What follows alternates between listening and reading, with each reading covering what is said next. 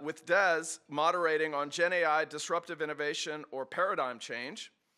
As we transition, consider this thought by E.O. Wilson, who once said, "The real problem of humanity is that we have Paleolithic emotions, medieval institutions," hat tip to the Nobel Prize, "and godlike technology. At the IDE, we're trying to do our part to shape a brighter digital future. At the BIG.AI at MIT event today, we invite you to join us in doing just that. Thank you to our stakeholders and to our supporters, and enjoy the show." Des?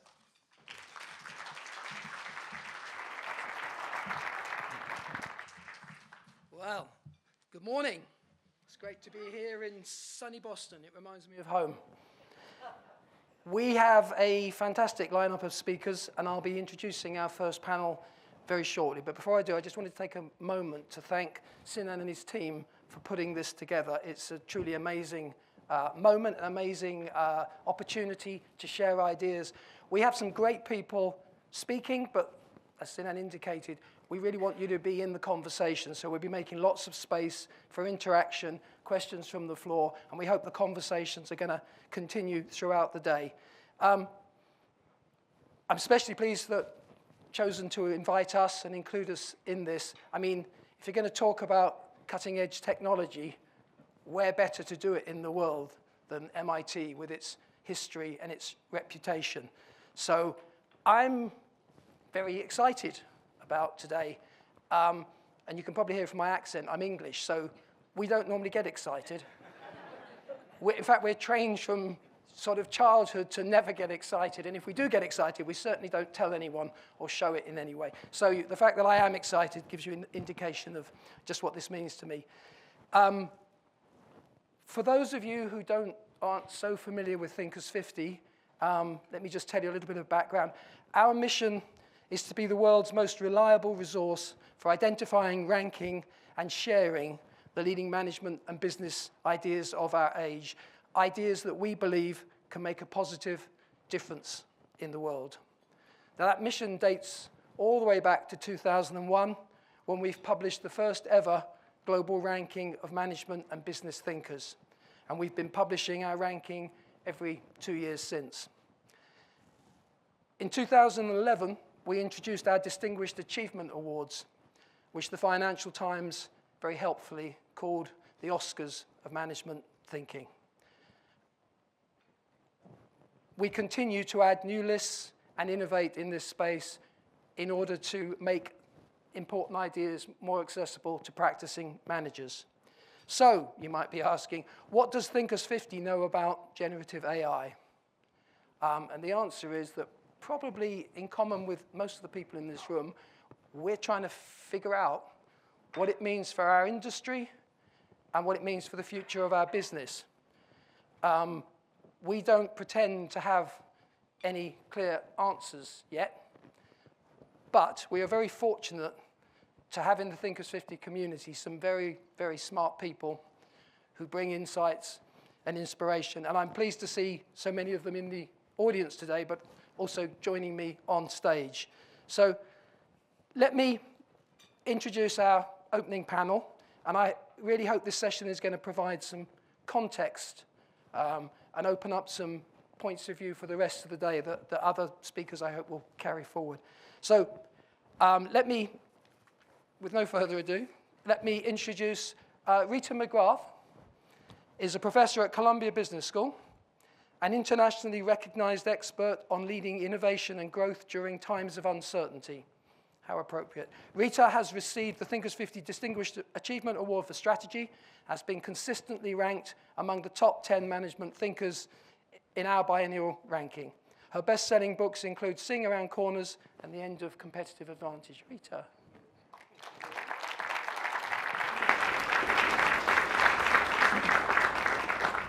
Joining Rita for the panel is H. James Wilson, Global Managing Director of Thought Leadership and Technology Research at Accenture. Jim is the co-author with Paul Dougherty of Radically Human, and most recently, Human Plus Machine, Reimagining Work in the Age of AI, which earned the two of them the Thinkers 50 Award for Digital Thinking. Their article, Embracing Generation AI at Work, was the cover story in Harvard Business Review last month. Jim, welcome.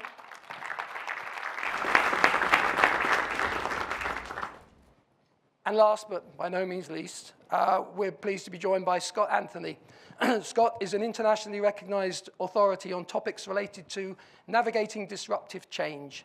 He's a professor at the Tuck School of Business at Dartmouth College, former managing director and now senior advisor at the innovation consulting firm Innosight. His book credits include Eat, Sleep, Innovate, and Dual Transformation. Scott's journey began more than 2 decades ago with a 2-year apprenticeship under Harvard legend Clayton Christensen, the father of disruptive innovation, who was twice named the world's most influential management thinker in our ranking. Scott is also a top 10 ranked thinker, so please join us. I should add that Scott is currently writing a book on the history of disruptive innovation, from gunpowder through to modern times, I guess. So we have our panel. We have our topic. Is generative AI the latest in a series of disruptive innovations, or does it represent a paradigm shift? I mean, really, I guess the question is it a game changer, or is it a whole new game? Scott, you seem like the perfect person to ask that question to. You've made deep eye contact with me, so something is going to happen next. But Des, thank you very much. Very happy to be here. I thought just to get us started, maybe I would share a reflection from this book that I've been working on that you heard Des mention. So the book is a very different book for me. It is a history book about the history of disruption. It starts with a story of Clay Christensen and the origins of his research that identified that there is this specific class of innovations, that which takes the complicated and makes it simple, takes the expensive and makes it affordable, that creates huge growth, but historically has been a huge problem for mainstream incumbents. Start there and then tell a bunch of stories throughout history and try and extract patterns from it.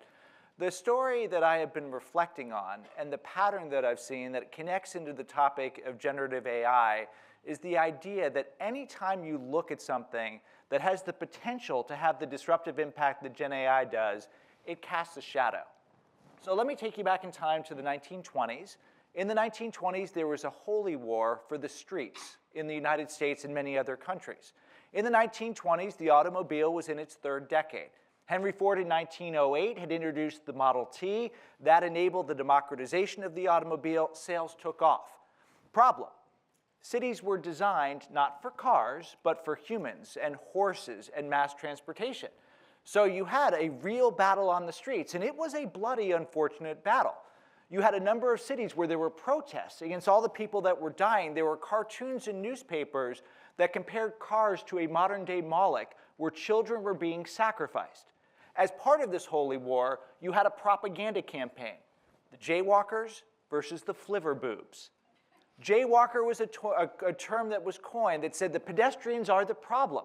Jay was a word that connoted someone who came from the sticks, that didn't really know what they were talking about. They were doing the wrong thing.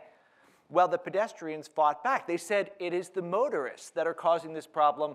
We're going to call them flivverboobs, a word that they made up that connoted somebody who drove too fast. Well, we know who won this battle. You type in flivverboob in Microsoft Word, you see the little red squiggle underneath it. The word disappeared in 1930. 1928, a leader in one of the departments in New York said 80% of incidents in the street are caused by the jaywalkers. The people trying to brand the pedestrians as the problem enlisted the Boy Scouts to give out little cards saying, this is how you handle the roads. We know who won this battle. Disruption casts a shadow. And you see that with artificial intelligence today. You can see it in 2 different ways. Yes, there are going to be great big productivity gains, but there are going to be entire industries that are upended. Industries that are about the dissemination and synthesis of knowledge, consulting, accounting companies, legal services, education, are going to be disrupted and transformed. Industries that have low-grade creativity, if you're being polite, selling snake oil, if you're being a little bit less polite, advertising agencies, are going to be really torn apart. And you can see this shadow at the human level as well. I taught a course earlier this year up at Tuck GenAI and consultative decision making. Half of our graduates go into consulting, so here's a chance to create a sandbox where people could play with the technology. Really striking observation. When students reflected after the class what they took out of it, one of the most common themes is it helped them overcome the fear that they had about using generative AI. Think about that. These are a group of people in their late 20s in a totally safe environment taking a pass-fail class who were scared about the technology. Why? People like and embrace change that is good for them. Change that forces you to unlearn and relearn, you naturally hesitate.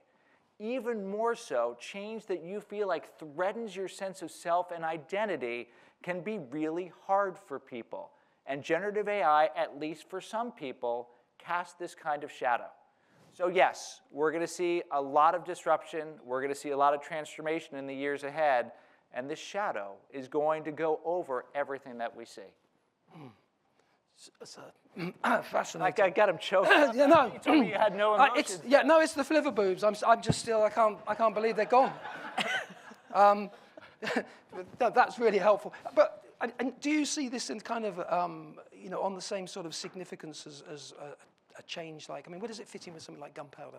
Yeah, so undoubtedly, gunpowder, Francis Bacon wrote in the 1620s that gunpowder is a technology where you draw the line before and after. And 1453, Constantinople falls. That really is the moment where you say, okay, there was before, there was after. Printing press, there's before, there's after. Generative AI is the same sort of thing.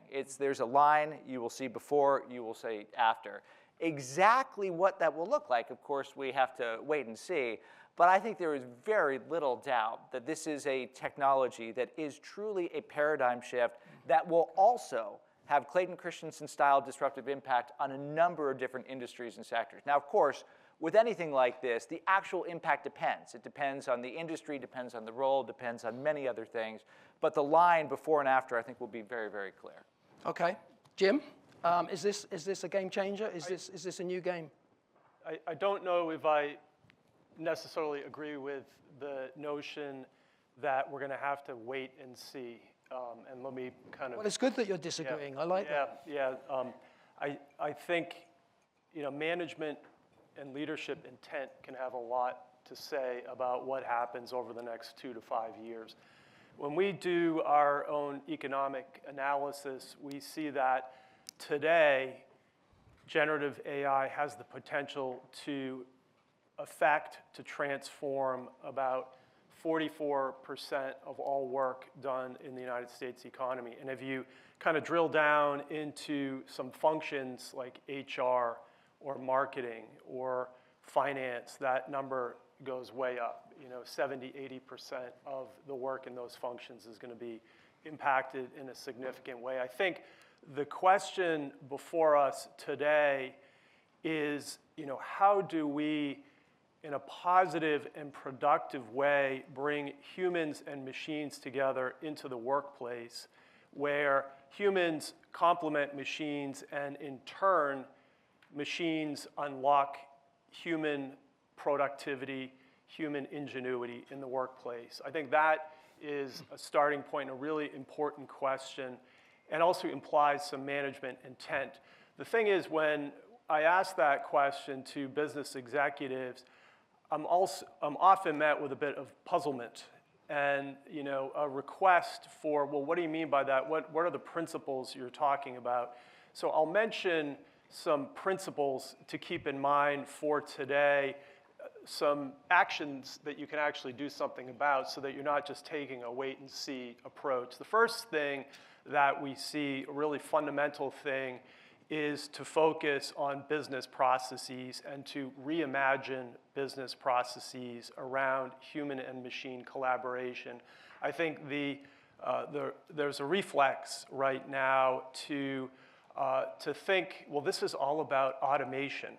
When I said that 44% number at the beginning, that means 44% of jobs can be automated, and that's not what we're talking about at all. The real starting point for the executive mindset needs to be, how do I redesign and innovate business processes around human and machine collaboration to build collaborative intelligence where human and machine together can be more productive and more innovative than either human alone or AI alone. The second point that I think you can do something about and act on is experimentation. Experimentation is great. We're working with more than 1,000 companies right now, and we're doing a lot of pilots and experimentation. And you can gather data on what's working, what's not working in your company through experimentation. The challenge, however, is that most companies today are fine with kind of stopping at the pilot stage. There really needs to be a focus on finding what's working, moving what's working into a production system, and then scaling up the initiative enterprise-wide. That's how you're going to get the impact of generative artificial intelligence. Right now, we see that only about 10% of companies are effectively moving from experiments up to scale. So that number needs to go up significantly. The third point that I'll make is around leadership and responsible leadership. Responsible artificial intelligence really should be front and center, a top priority, making AI systems fair and safe and explainable and transparent in customer settings, in the workplace, and in societal settings. That really needs to be a top priority. The one thing that we see, of course, is most senior executives today appreciate good risk management. 98% we see in our research. But only 2% of companies that are adopting GenAI today are prioritizing responsible AI, so that number obviously needs to go up 20-fold.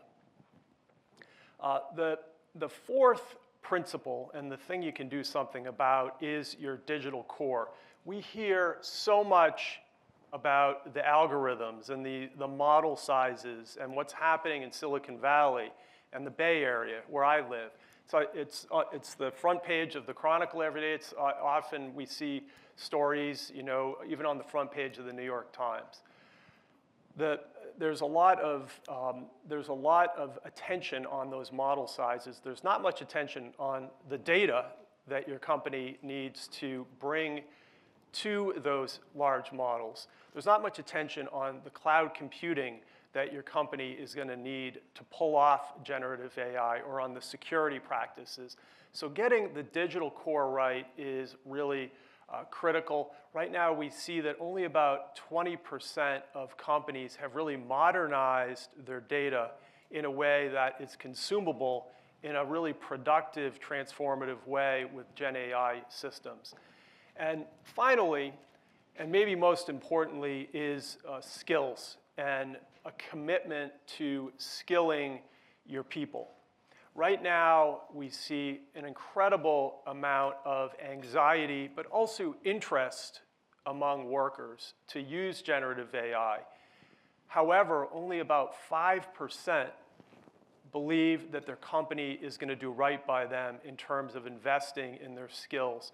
So there's a huge trust gap right now. We see it in pretty much every company. We see it across the economy, where there's a lot of concern that companies aren't going to do right by workers. They're not only not going to invest in their skills, a lot assume, but they're not going to change work in a really thoughtful way where they're able to work with these systems in a way that improves their work experience and improves company performance. So I'll pause there.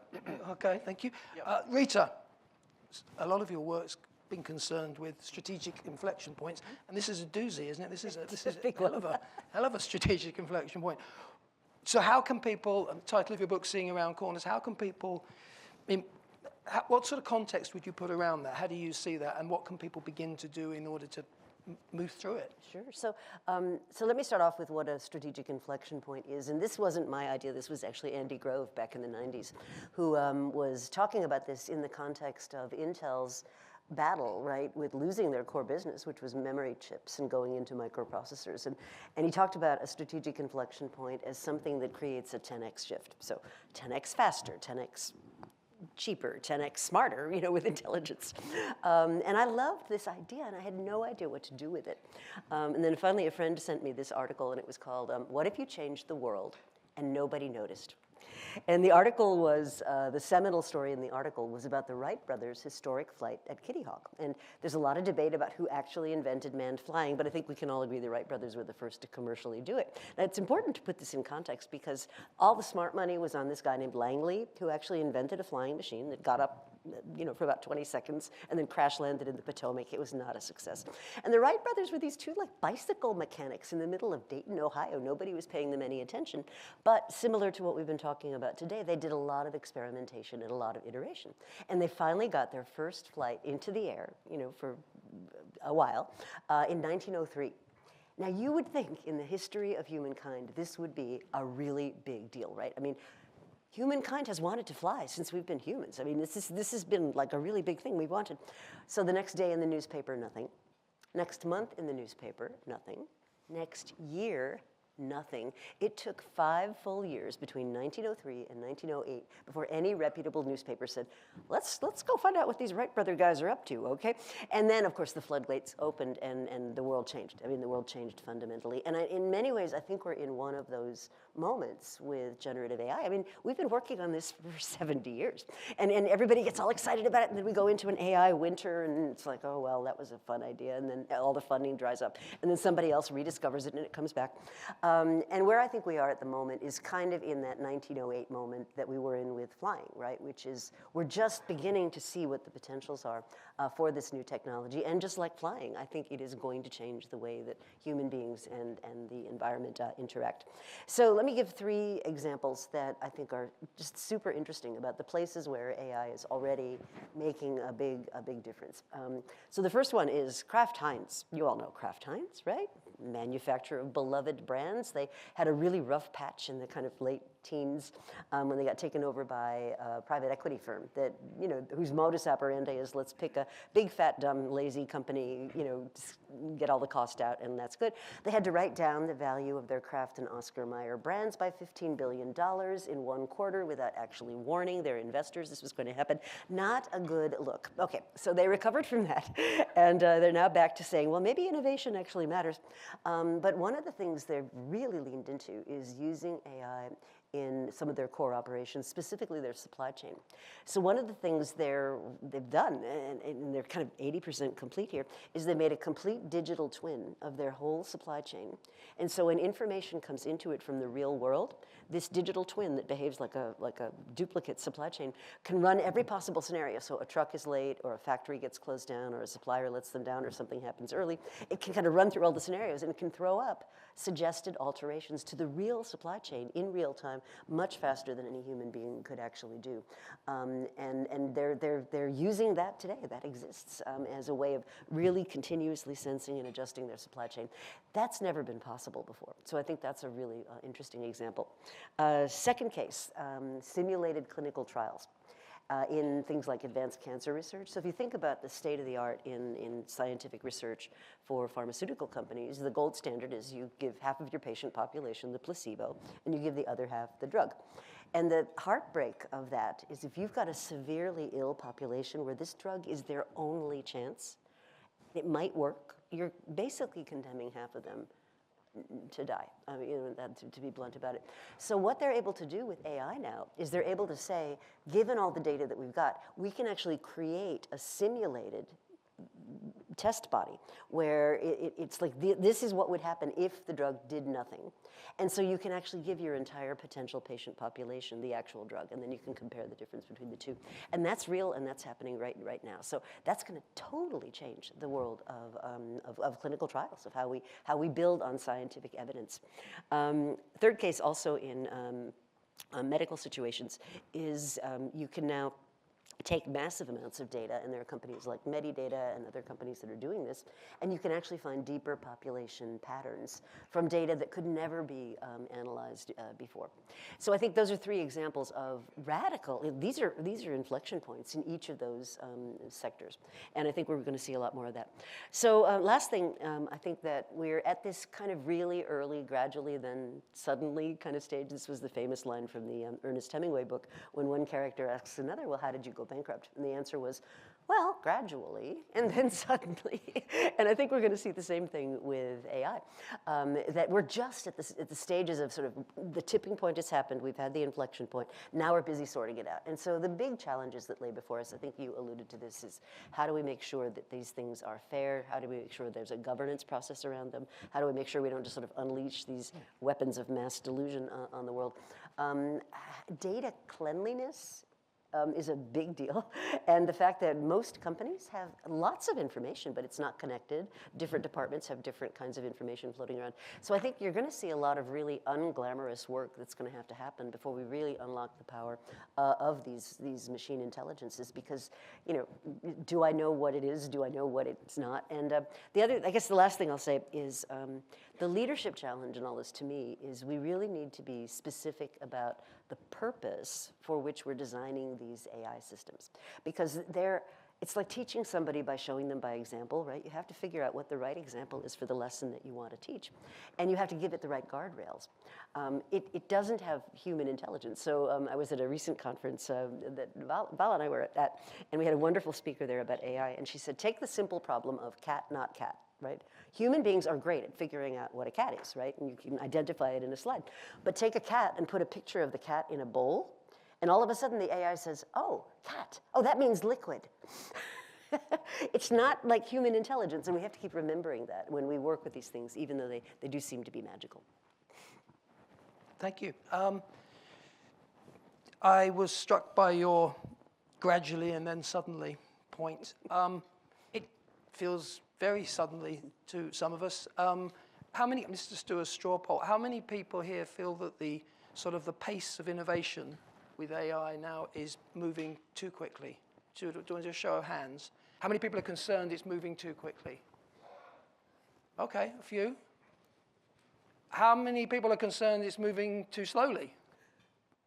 Okay, so you can tell you at MIT, it's a different demographic. Okay. How many people think that we need more guardrails around it? I see, there we go. Okay. So that's going to be my next question. I'm going to come straight back at you, Rita. Okay. How can we get, that percentage was, I think, by my journalistic calculation, I think it was at least 75%.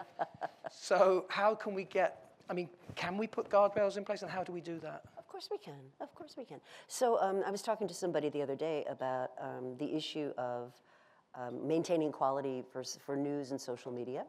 And we had this fascinating conversation, and the social media companies will say things like, oh, well, we've got 8,000 new postings every day. Nobody could possibly cope with that.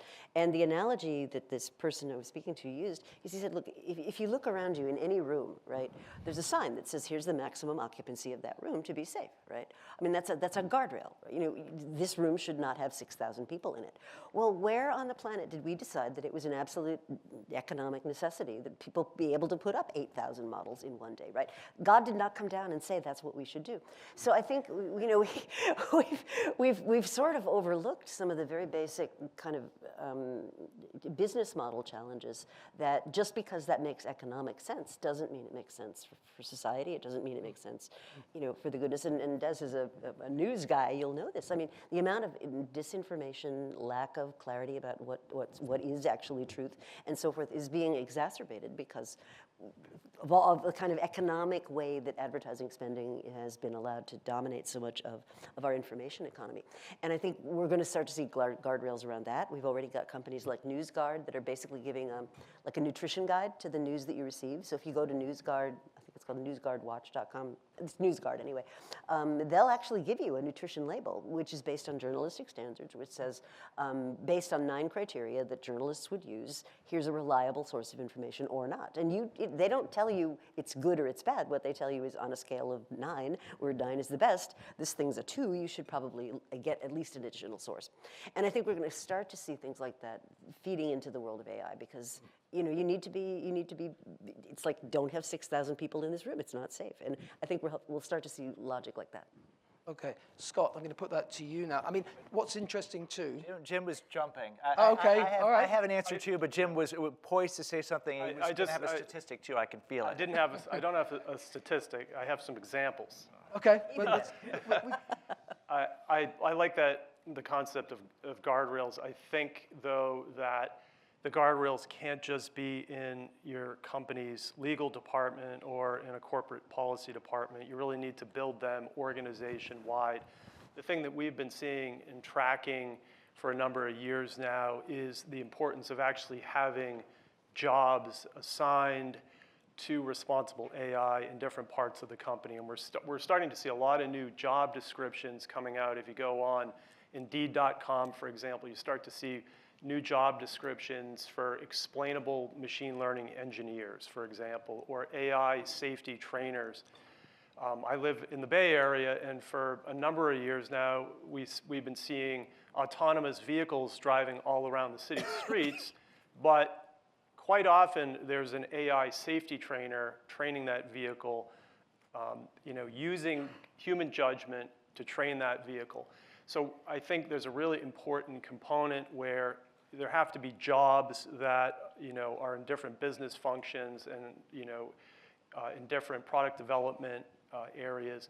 Moreover, this is I think a new skill that everyone is going to need, whether you're in marketing or finance or R&D. You're going to need to be able to integrate your expert judgment and also your ethical judgment into the way that you work day in and day out. And that is a fundamental new skill. If you are taking suggestions and recommendations from a GenAI model, you need to be able to scrutinize it. If you're loading data into that system, you need to wonder whether there are restrictions, whether it's appropriate to share that data. There's judgment, and the ability to apply judgment day in, day out as part of your job is a really important thing, and it's part of what I mean by bringing that guardrail organization-wide. Okay, Scott. So of course, both these comments make a ton of sense. I want to also just reflect on the natural guardrail that exists about AI adoption. I just taught a class up at Tuck called Horizon Scanning, and one of the things that I teach my students is bet on demographics, hedge on systems. So bet on demographics. Kraft Heinz should do a lot more in Africa. Africa will be a growth industry for Kraft Heinz. There will be more people in Africa. That is a fact. That will happen. Hedge on systems. I see a number of you are on laptops or on tablets. Can I ask you just put your hand up if you've got a laptop or tablet in front of you? Put your hand, or keep your hand up if your keyboard does not start in the top row with QWERTY. Put your hand down if it does. Keep it up if you have something other than a QWERTY keyboard.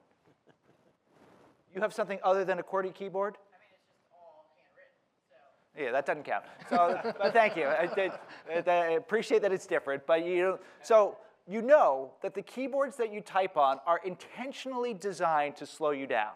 And this goes back to typewriters. I typed my college application to MIT, where I was waitlisted, but that's a different story for a different day. You're not bitter. And I remember it. I typed it on an actual typewriter, and you had to slow down, because if you're too fast, the keys get stuck. We don't use typewriters anymore. We still have inefficient keyboards. Why? It would make sense for us all to shift. Systems are really, really sticky. 20% of places have the right data to be able to really do what they need to do with AI. That last 80% is going to take a really long time to work through. So there are natural guardrails anytime you see a system change like this, because systems are sticky and humans are weird. Just to build on that humans are weird point.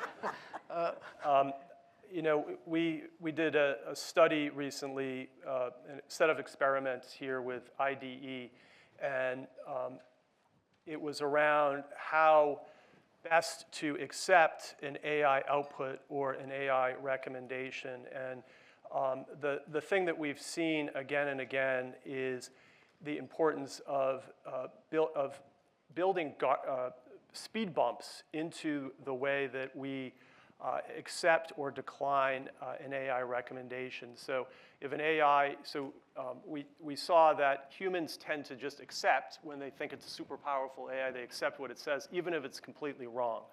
So building some guardrails or some speed bumps into those outputs can really improve process outcomes and KPI outcomes and so forth.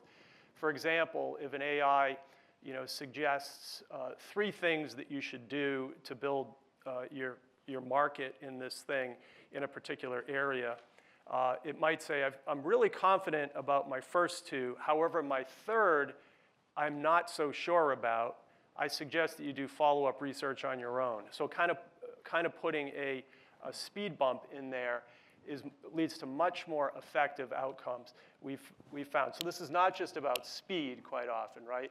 And anyway, I just wanted to note that because I was relevant. Yeah. I was very pleased to hear you talking about ethical judgment. My son's studying philosophy, and he's done a lot of ethics, and I think I'm beginning to hope there might be a job at the end of it all. So that's a good thing. Sticking with the regulation point, we can, this is open to whoever wants to take the question. Obviously, we've got kind of the 3, if you like, digital empires. The way it's moving forward in the US is different, very different to what's happening in Europe, which is again different to what's happening in China.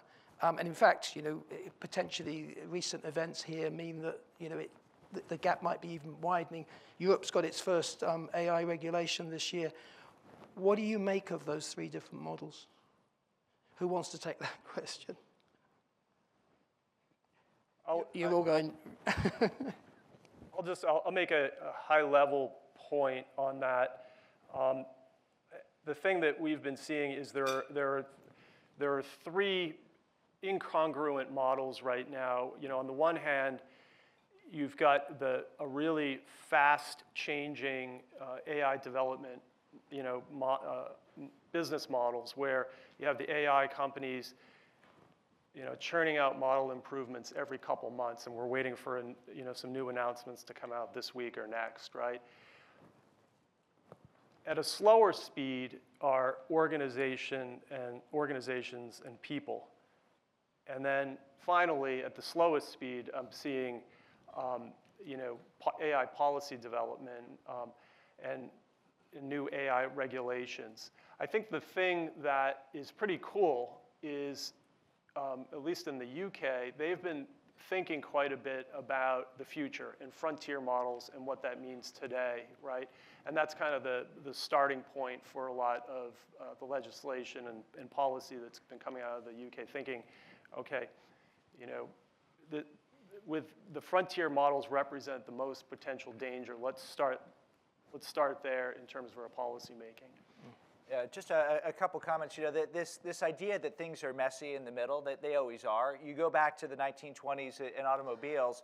So at the time, there weren't even norms. So the idea that when you're making a turn, you drive a little bit and then make a turn versus just cut the corner, someone had to go and develop that. Someone then had to come up with the idea of traffic lights. Someone had to come up with all the things that go into a system.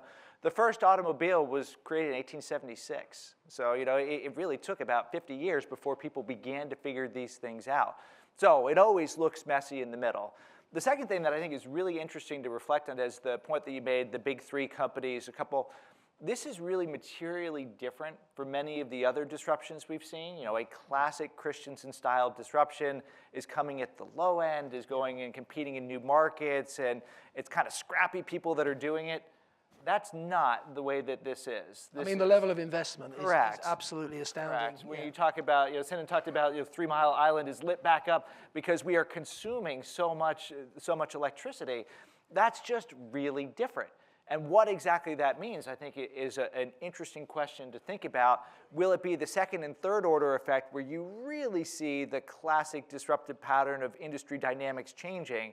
Or will this be something where it does play out in a different way and you've got more consolidation versus distribution and creative destruction? I don't know. It's an interesting thing to ponder. Rita, did you want to add to the Yeah, I mean, to come regulation back to debate? your geopolitical question. Yeah. So if you cast your mind back all the way to 2001 when China entered the World Trade Organization, at the time the prevailing thesis was, this is going to be awesome. It means China's going to become much more westernized. It means we're all going to sort of march happily together, arm in arm, towards a westernized, liberal, democratic kind of view of the world. And what we have learned in the years since then is China expertly executed like a major head fake against the rest of the world, and leveraged their position in the WTO to really very much modernize their economies to the point where some economists have said part of the reason we haven't yet had the digital transformation that away from fossil fuels and cars in the suburbs and all that kind of thing, part of the reason that hasn't happened yet is because, and this is, I'll give credit to Carlota Perez, who's an Argentinian economist who discusses this, is that when China came into the global workforce, what it had the effect of doing was dropping global wages. And what that had the effect of doing was masking the fact that we'd reached the productivity peak of the previous sets of technologies. And so it created a kind of a great, like once in a humanity disruption in the sort of bargaining power of labor versus capital versus the means of production. So what we're seeing now is, China has interests, and those interests are not necessarily aligned the way that we thought they would be. So a lot of the people I'm talking to are predicting a reversal of this trend we've had towards greater globalization, nearshoring, or more specifically, as a friend of mine talks about, he calls it friend-shoring. So we're going to have production, yes, indeed, dispersed, but it's going to be dispersed to regimes that we feel are aligned with our own interests. So I think we are going to see a reversal of globalization. I think we are going to see these different regimes, and we're going to see more and more pockets of production, rather than what we all assumed. We all assumed it was going to be this like one big happy globe trading with each other, and certainly recent developments here politically suggest that that's absolutely not going to be the case. No, absolutely. So we're going to take some questions from the floor in a little bit, so start thinking about your questions. But I want to put this point to you. I'm going to go back to you, Scott. Who is this, the whole GenAI revolution, if you like, who is it good for, and who's it not so good for? A great question, Des, and I think I suggested that question, but we had our pre-call. You did. I would have given you the credit for the question. That was really just rude of me, wasn't it? You're going to get me at the end of this, I can tell. Who's it good for, who's it bad for? Feeding you your lines is what I'm doing. Reflecting, we've done this before, can you tell? Reflecting back on the sprint class that I taught earlier this year, is just really interesting to step away from that sprint and go back to my old life. Before I was a professor, I spent more than 20 years as a consultant, and think about this from the lens of a consulting company. If I were to start a consulting company tomorrow, there's no way I would do this kind of pyramid structure. No way. I would invert it. I would have a bunch of people who are wise, decisive leaders who are able to make sense and able to critically examine the different outputs coming from AI and say it's this, not that, and the reason why is I've got this accumulated experience and so on. And then some people who are really good at using the technology to give them the feedstock to be able to go and have impact. So you say then, who is it good for? Yeah. Right now, the people who have the intelligence and experience to be able to sense make, the people who've got the ability to go and really push the frontier and think about creating some really unique things and are willing to play and learn more.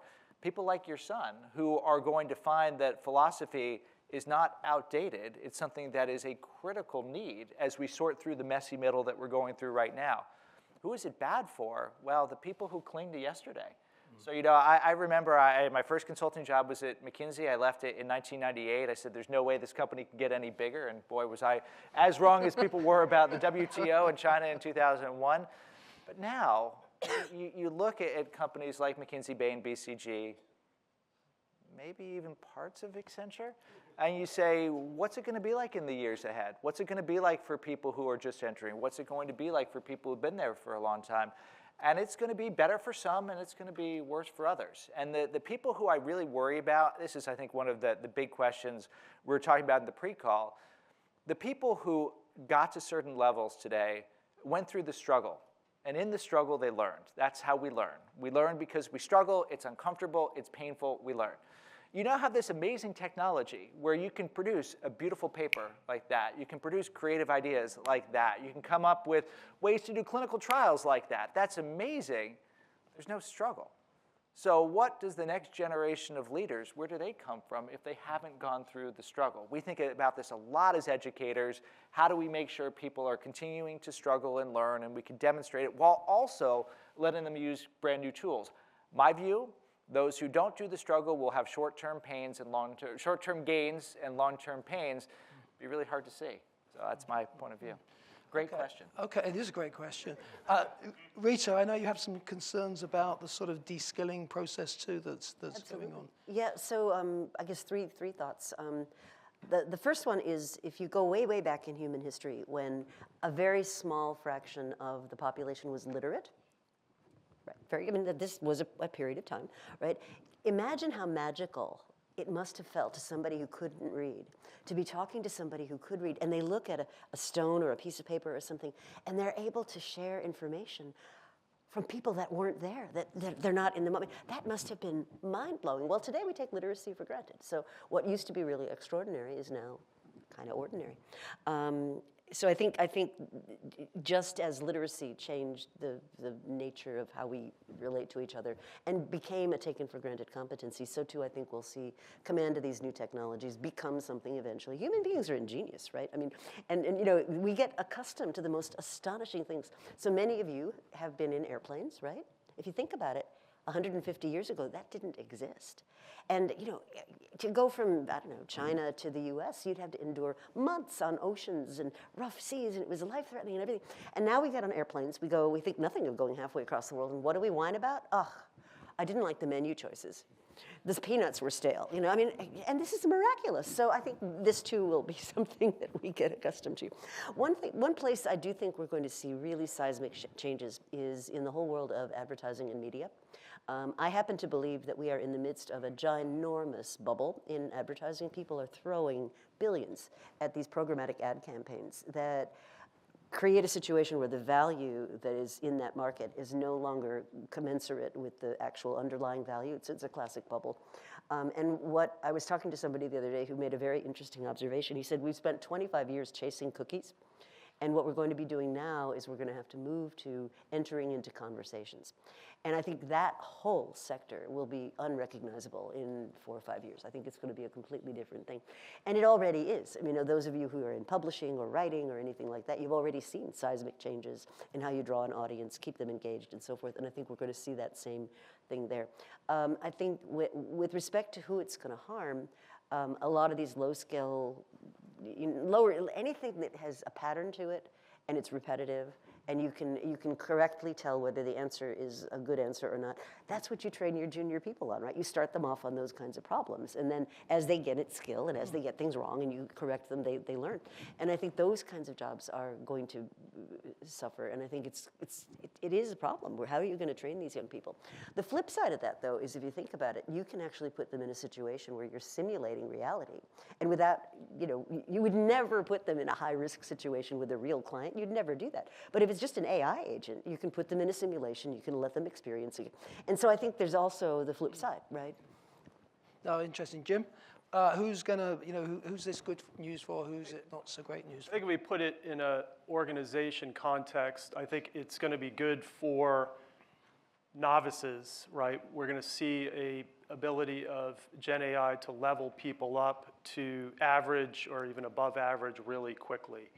I was thinking for the past year, after seeing a lot of studies confirming that novice leveling up effect, that it might not be very good for experts. And experts might be the most vulnerable, but there have been some new studies that have come out in just the past week actually showing that high-end knowledge workers, real true expert, world-class experts are also benefiting from it. So I think actually the people that are kind of stuck in the middle now are most at risk. You need to figure out a way to continually build your expertise using GenAI. Don't just kind of stop at that middle ground.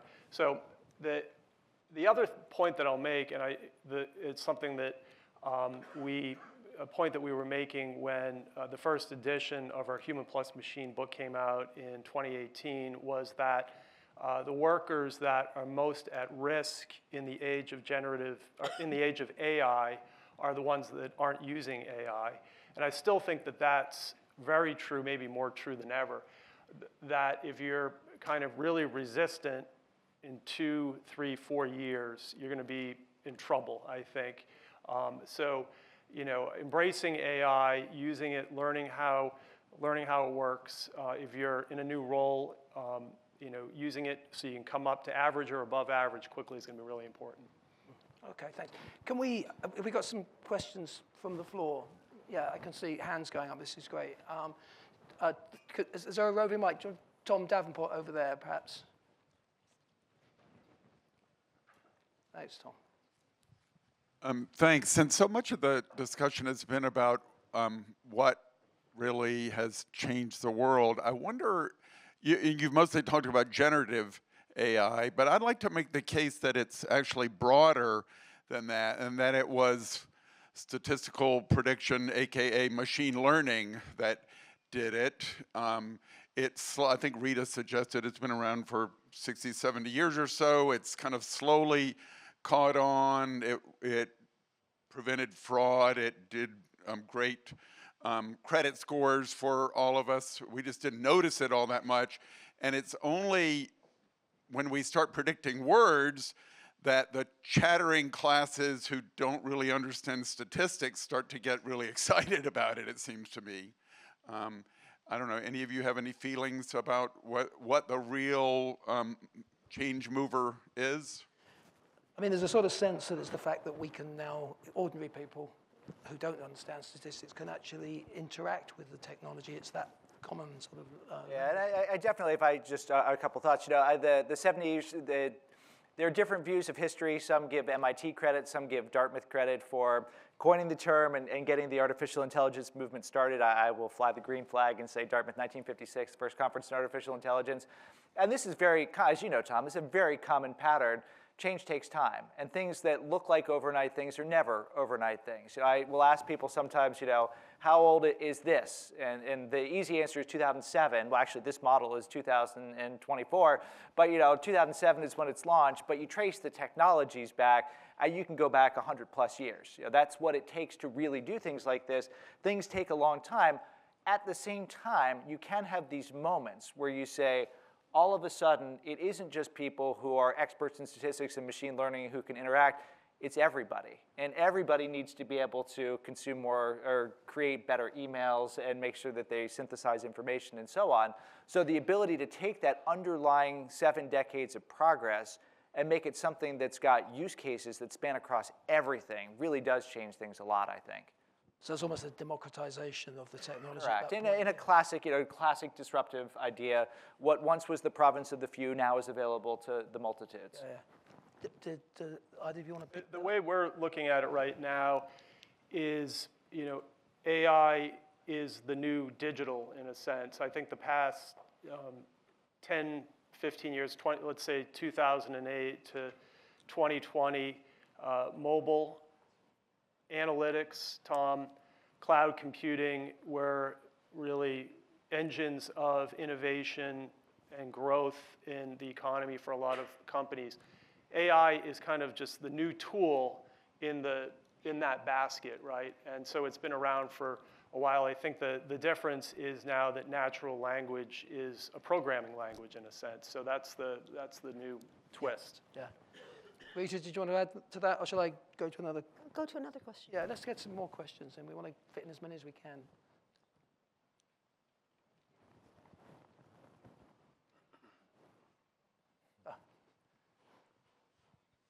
Thank you. Hi, I'm Natalie Nixon.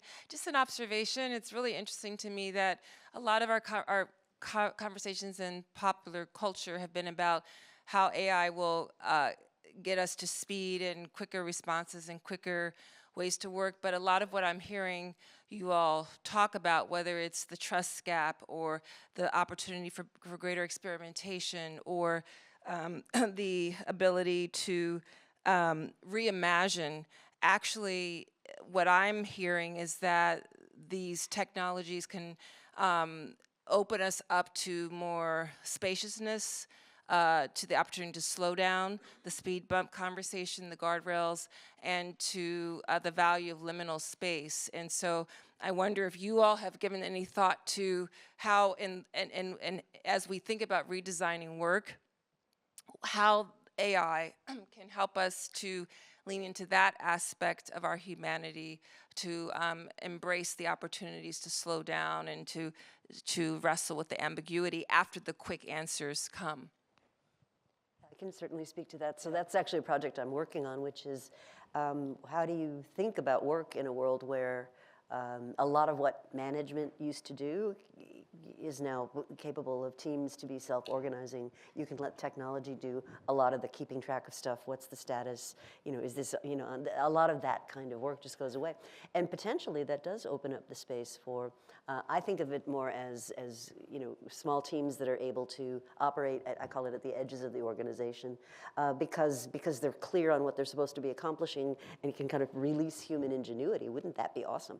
So I do think there's a big opportunity there if we don't muff it, right? And the temptation is always going to be, my God, that person sitting at their desk staring into space, they must not be being productive. And if you just want to tap into that one side versus the other, just look at the whole return to office debate, right? I mean, I was with a huge group of very senior HR leaders the other day, and you just mentioned the word return to office, and like every eye in the place just rolls. It's like the topic nobody wants to talk about. But I think part of the reason nobody wants to talk about it is we're talking about the things that are easy to measure. I can measure badge swipes. Can I measure, did you have a creative thought that day? Did you have were you productive? Did you help your colleague? Were you fostering good teamwork? And so we fall into this trap sometimes of managing what we can measure and not what's really important. And that's my big fear for this, that we're not going to get that part right. Just one other quick thought. I love the question. One of the things I generally guide my students, as you're dealing with a big change, you have to paradoxically slow down to speed up. And the Navy SEALs will say, slow is smooth and smooth is fast. One of the great opportunities we have is to do exactly what you said. We're able to lightning quick generate stuff. Then we have the ability and the choice to walk away from it and let our unconscious do all the magical work that it does. I fear that's not what most workplaces do or allow. I'm a big believer in all Cal Newport's work about slow productivity and related areas. That space, I think, is critically important. I think the forward-thinking organizations will realize this is a both and. We can be faster and slower at the same time. The ones that aren't, I think, will say faster, faster, faster, and will ultimately be left behind, I think. It's a great question. It is a good question. Jim, did you want to add to that? I think it's a skill. Rehumanizing time with AI is a skill where, and we're seeing a lot of evidence of workplaces doing that. So doctors and healthcare systems using AI as a way to get doctors away from doing, documentation type of work in front of a computer to a patient's bedside. We recently did a pilot study with a large beverage company where the sales force was spending 3 days a week getting ready, doing documents, doing kind of background prep and that sort of thing, contract work, 3 days a week doing that, and 2 days with sales prospects. They've been able to dramatically reduce that number now so that the sales force can go out and spend a lot more time, 4 days a week with customers, and they also now have more time to go out and meet new customers. But that's a skill, and you actually have to design the AI process change in a way that's giving people that opportunity to rehumanize time, in a sense, to give people more face time with each other. Yep. Okay, let's take another question from the floor. Yeah, hi, Amy Loomis, IDC. My question has to do with what you were talking about earlier with stickiness. Systems are sticky, and combining that with your point about who benefits. And one of the stickiest institutions, I'll cop to being a recovering academic, is education. So I'd like to hear from the panel your thoughts on how we change the educational institution such that we can have more students that benefit. Who wants to tackle that? It's huge. We can spend the entire day talking. I'll offer just one thought. I lived in Singapore for 12 years, and Singapore is really good about being long-term oriented, forward-thinking, and so on. Their view for education is what we really need is a true paradigm shift that says it's not that we bring people in for 4 years and say we're done and all that. You really need to have education be a subscription model and have it be a lifelong subscription model where you might have people go intense for a period of time. That might be personal development as much as it is learning, but it is really something all throughout your career, your helping your life.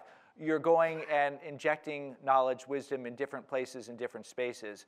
This is impossible to imagine a university doing this. It's very possible to imagine Singapore doing this because it can do things like that. But that mindset of saying it's not just we're going to teach them a specific thing at a specific moment and be done, but we really have to think about how we foundationally create people who are curious and inquisitive and love to learn. And then whenever they need more things, we can give them the things that we need. I think that is the paradigm shift that has to come, that if it doesn't happen from the universities, it will happen from startups and new companies. I would agree with that. So a couple of observations to make is any system that involves trial and error learning has the potential to become exponentially changing, right? And I think a lot of our education does not prepare people to think about those kinds of environments. So human beings, we think linearly, right? Because evolutionarily, if that's even a word, our biggest challenge was I need to get from here to there because there's a saber-toothed tiger or something coming for me. And so linear thinking in those situations works really well.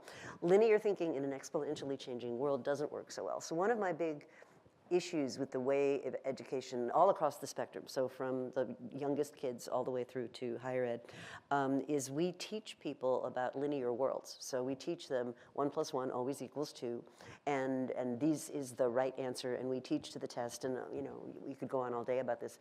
We're not teaching people to imagine new possibilities. We're not teaching them to think in terms of multiple futures, think in terms of exponential shifts. And I'm kind of with you, Scott. If the universities don't figure this out, somebody will.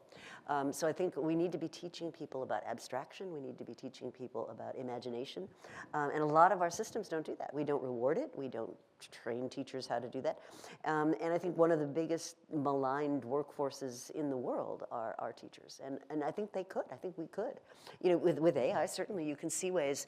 There's a friend of mine who has a child who's autistic, and she said what she loves, and this wasn't even generative AI. This was like a few years ago. She said she loved Siri in the phone because this kid could ask the same question 15 different times and the system never got impatient, never got fed up, answered it happily. She said this was like a sea change in the quality of her life. And I think we're going to have many more of those moments when we think of education. One last thing on education is, and my colleague Herminia Ibarra at LBS talks a lot about this, is if you think about your very long work life, right, we're likely to have work lives now that go into the 60 years, 70 years, you're probably not going to have the same career that whole time. So where do you go to transition from one state of being to another? So if I take 2 years off and I do an MBA at the Tuck School, everybody knows what that is, and it's uncontroversial, and it's a good thing, right? If I were to do an MBA at the Tuck, everybody says that's a great, awesome, right? But if I take 2 years off and I'm 52, everybody's like, did you get fired? Is there something wrong with you? And you're like, well, no, I trained to become a sous chef or something. We don't have a societal holding place for that. And I think we're going to need to build up institutions along those lines because all of us are going to need that. We're not all going to be in the same career our whole working lives. Jim, you're the one probably with less skin in the education game. What do you think?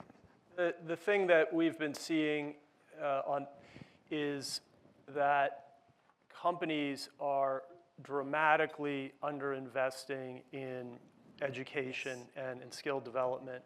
A lot of the conversation today is about how to effectively invest in AI systems.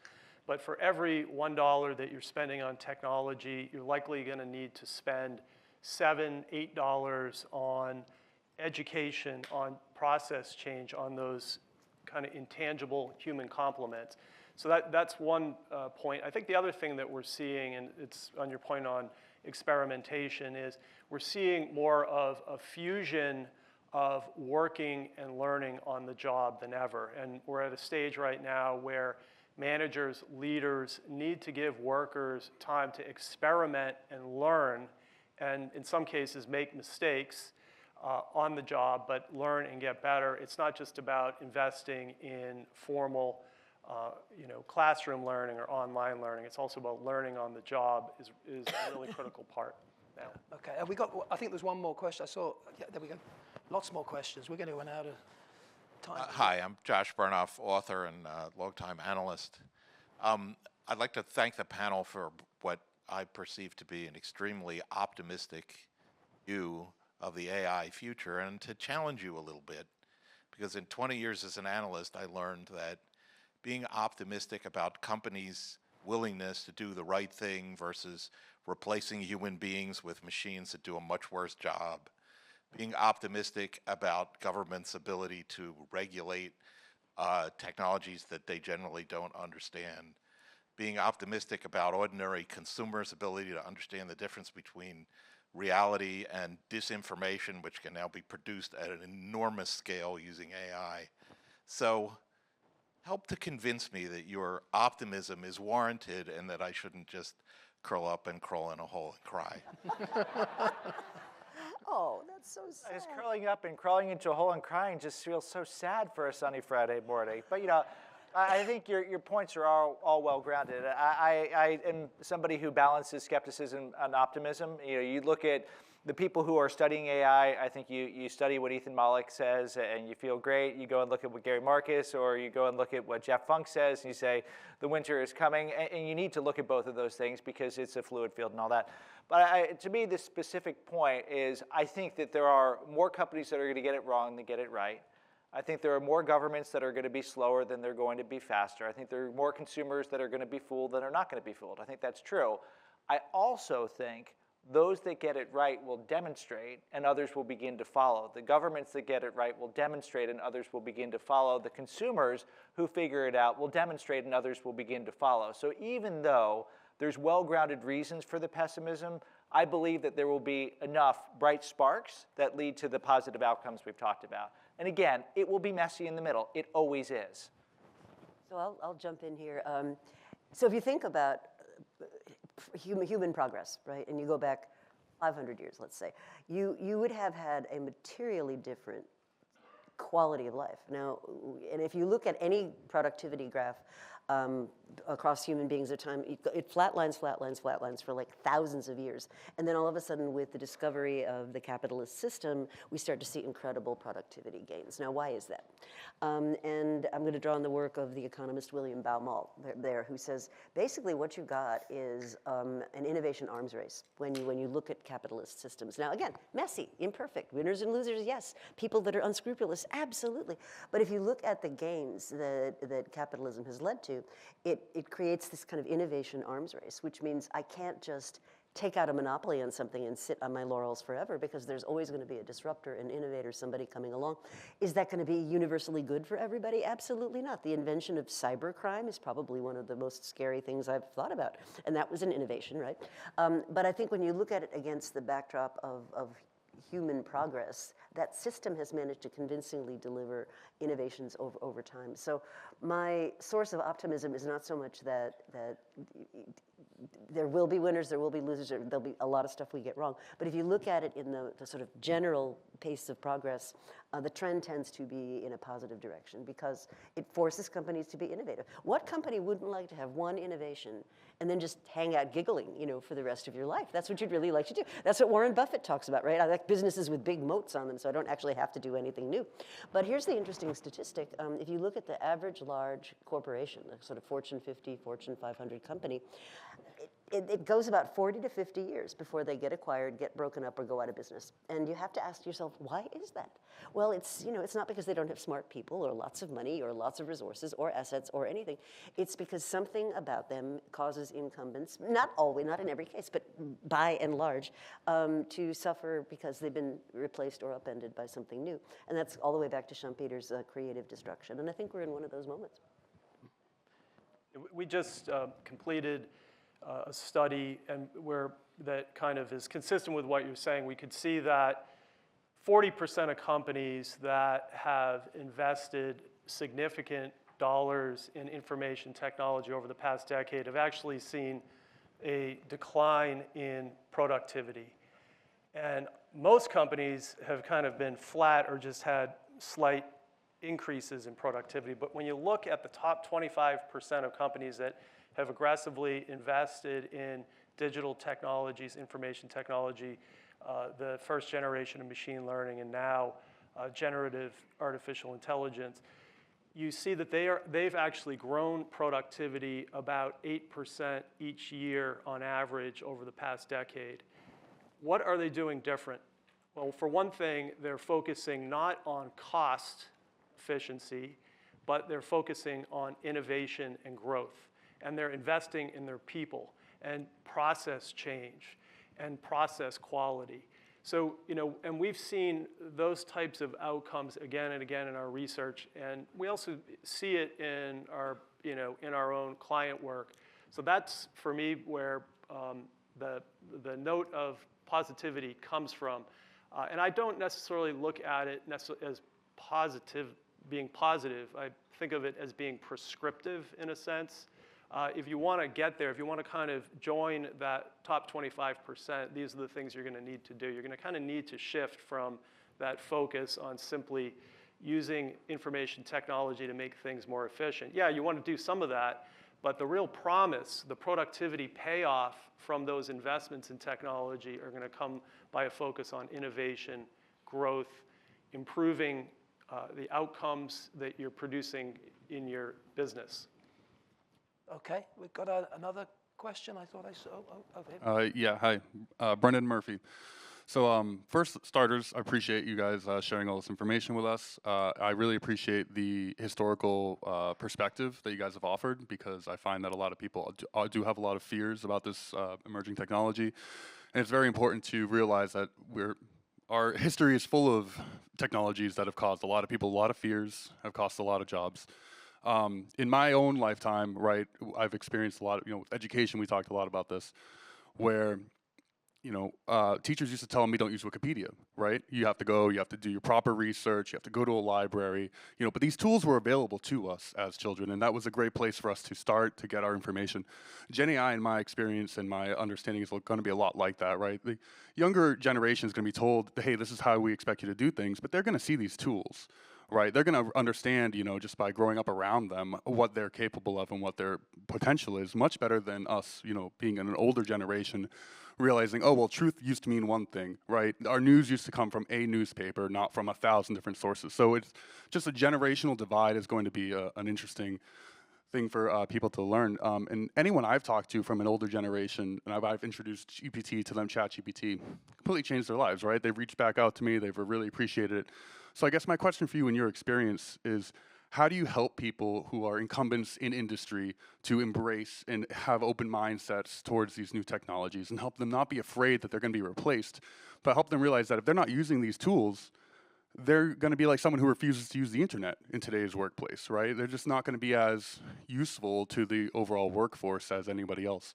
And how do you help assuage those fears when somebody might say, well, if it's not broke, don't fix it. And it's like, well, if it's not broken, you might get left behind, if you don't fix things. Thank you. So how do you reassure people about, because there's real fears there. Who wants to take that question? Rita's looking like she might want to. I think the best place to start with anything is exposure in a small way.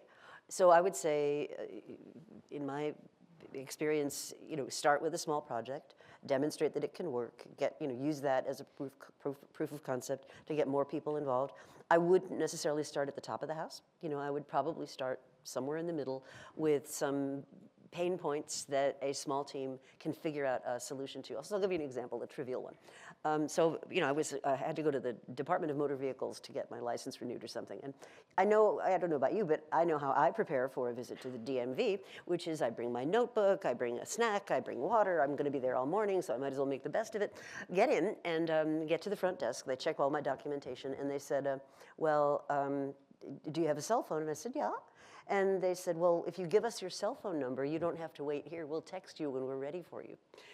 And I was like, what? And then I'm looking around at this DMV office, and you know what they're like, right? They're full of angry people and teenagers who failed their driving test. It's awful. And it's quiet. The people behind the counters are like humming to themselves. No angry customers, nobody. It was like beautiful. Now, I am willing to bet you that that idea did not come from the Deputy Commissioner for Customer Service of the Department of Motor Vehicles. It was probably an intern who said, why do we make people wait around here? Well, we know we won't get to them for an hour. Why don't we just send them a text? And you can almost see the faces of the incumbents going, what? But they implemented that. And I mean, it's a tiny little example, but if you can start to do things that tackle a serious pain point using some of these technologies, that can then become the beginning. And then you have to take it to the next step and the next step. But you want to create at least a comfort level that it's not so scary. So the friendly amendment I would offer to what Rita said is she used the word exposure, which it kind of sounds like there's like nuclear waste you're being exposed to. So I think the most influential book I read this year was The Anxious Generation by John Haidt. And there's a part of it that's about cell phone use in kids. I've got a teenager and a soon-to-be teenager who's mad that I read the book because they're not going to get a smartphone, and that's that. But the part that is relevant here is chapter 4, where he says, we need to return childhood to the children and encourage more free play. Because free play is how we learn, develop, and learn how to take risks.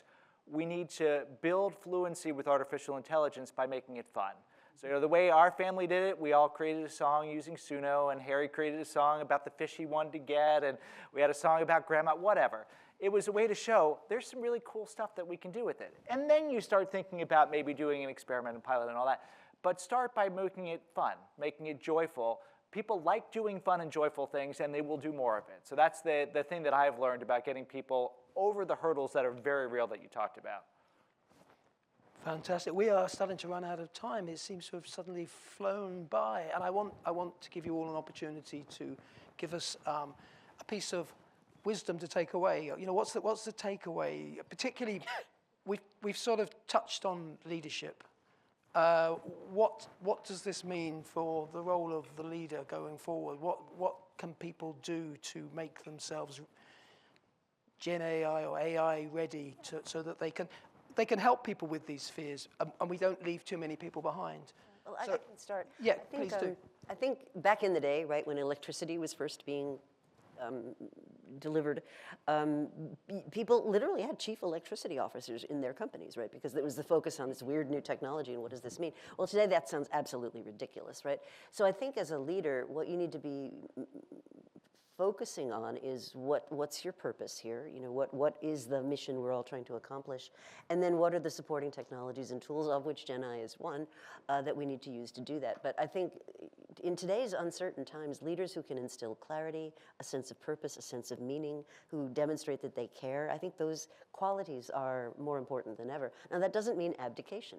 And you know, I talk to a lot of leaders who are like, oh, I'm empowering everybody and I'm abandoning all decision rights. Well, no, at the end of the day, you still have to be accountable. So it's, yes, use the technologies, get the best out of them, but at the end of the day, you have to have results as well. So I think it's that clarity that people are so hungry for. Okay.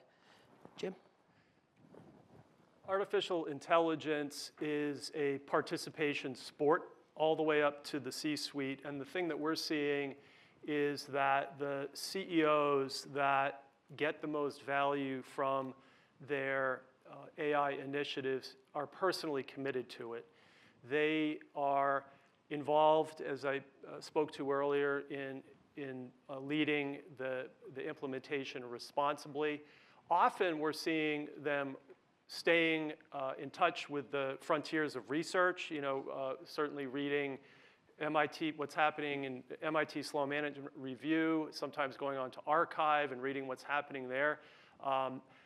Also, you know, using AI on the job and, you know, seeing what it's all about. It's not something that, you know, they're leaving to the lower ranks. So actually using it on the job. And to that end, my team has been building a synthetic CEO advisor, because we see that, you know, there's real potential to not just have marketers having their own models and customer service having their own models. Why not build a model for the C-suite that's tailored to their needs and to the types of discussions that they want to have? So it's really a personal commitment to artificial intelligence that, you know, goes, you know, it's the leading, but it's also the learning and the leveraging of AI on the job. So So I'll try to be brief because we're getting down to the last 25 seconds. Yeah, you're getting there, but yeah. So what I would say, just to build on what the colleagues said, I think it's been a great discussion. Reinforce that idea of purposeful play. One of the things that's really interesting about this technology, of course, we know how quickly it changes. I taught a sprint in May. I would do it completely differently if I taught it now. And I would expect the students to push much further, much faster. So the bar keeps going up. So it's not like a leader can go and experiment 2 years ago and say, I got it. You have to continue to play with the technology. So the question is, do you have the equivalent of a playground spinner in your organization? This is back to John Haidt's book. Many of you will remember maybe from your youth a playground spinner. It's a round thing. There are 8 bars on it. It's awesome. The more people who use it, the more fun it is. You can have lots of different experiences on it. If you lie down in the middle, your consciousness gets altered. You get dizzy, you get nauseated. You can hurt yourself, but not too badly. It is a great way to take very small risks and learn what that is like. So inside your organization, you need a playground spinner, and as a leader, you got to be the first one there. Fantastic. I think that's a perfect place to leave it. Please put your hands together for our panelists, for Rita, Jim, and Scott.